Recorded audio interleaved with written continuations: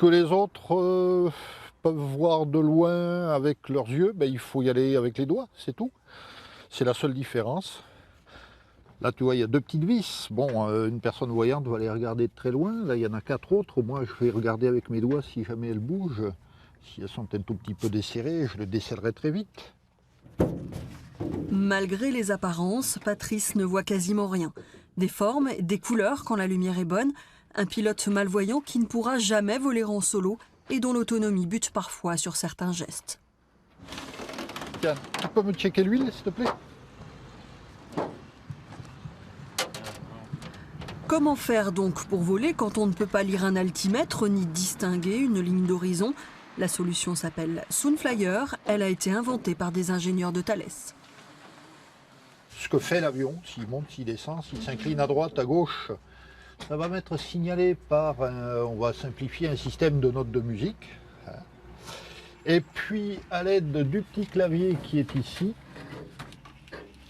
voilà, qui va être mis sur ma cuisse grâce au petit bracelet qui est là, je vais avoir, en appuyant sur les touches, l'interrogation d'un certain nombre de paramètres qui vont être équivalents à ce qui existe ici sur les cadrans qu'on a sur la planche de bord.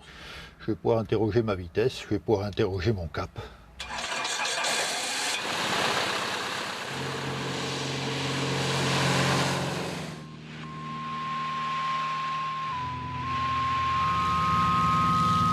« 3691 pieds. »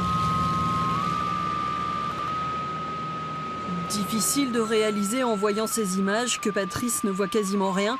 Grâce aux informations transmises par la musique du Soonflyer et son expérience de pilote, il trouve une étonnante autonomie. Mais cela ne suffit pas pour voler. Sans leurs instructeurs, les mirovolants sont cloués au sol, une aide indispensable basée sur la confiance et la complicité. La règle du jeu, c'est simplement que nous devons faire le maximum de choses. La personne qui est à côté de nous est là pour nous guider, est là pour nous donner les informations qui nous manquent, et là, en définitive, pour être nos yeux. Mais le pilote, c'est bien nous.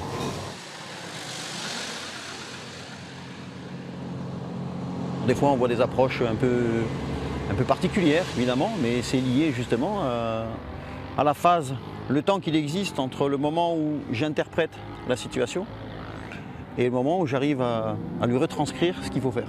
Donc il y a un petit laps de temps, il y a 2-3 secondes, et c'est énorme en courte, par exemple, en courte finale, quand on est à 200 mètres du seuil, là c'est vraiment un laps de temps, j'allais dire, c'est dommage, mais c'est un peu court. Donc il y a des moments, voilà, des situations un peu bizarres sur la position de l'avion, mais on rattrape en général très vite. Autre obstacle, et pas des moindres pour les mirovolants, transcrire toute la littérature aéronautique en braille et en relief pour notamment préparer les vols. Le temps de vol va être, avec le circuit d'approche, il va être de 30 minutes. Si on veut pouvoir avoir un maximum d'autonomie, de liberté, tout en sachant on n'est pas tout seul à bord, eh bien, il fallait que l'association s'oriente vers cette production de documents.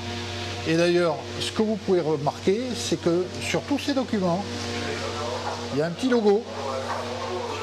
C'est le logo du service de l'information aéronautique. Ils nous ont dit, mais ok, c'est sérieux, il n'y a pas de souci, on cautionne ces documents-là. Les mirovolants, Patrice y consacre tout son temps et toute son énergie. Pour lui, le handicap visuel ne doit pas faire renoncer à ses rêves, même les plus fous. Et ce n'est pas Jean-Pascal, son instructeur, qui va le contredire. En l'air, j'ai tendance à oublier que Patrice n'y voit rien, tout simplement. Voilà, il m'arrive par moment de me dire attention, il faut regarder dehors quand même, parce qu'en fait, il pilote très bien et il va là où il faut. Lorsqu'on lui a donné un cap, par exemple, il va le tenir, une altitude, il va la tenir, et on arrive à oublier sa cécité en fait. Alors ça c'est Patrice avec... Alpha Kilo, vertical débilité, on va s'intégrer 28 pour une intégration standard. Plus de 170 handicapés visuels ont pu goûter au plaisir du vol avec les mirovolants. Certains sont devenus de vrais passionnés, d'autres ont pu poursuivre un rêve auquel ils pensaient devoir renoncer.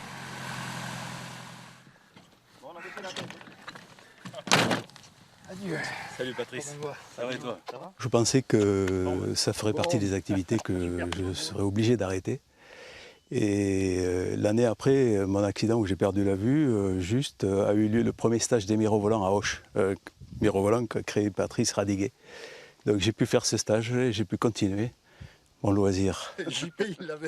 L'association se lance aujourd'hui un nouveau défi, faire obtenir à des aveugles le brevet théorique de pilote dans les mêmes conditions que les valides, une manière de préparer la relève et d'assurer l'avenir des mirovolants.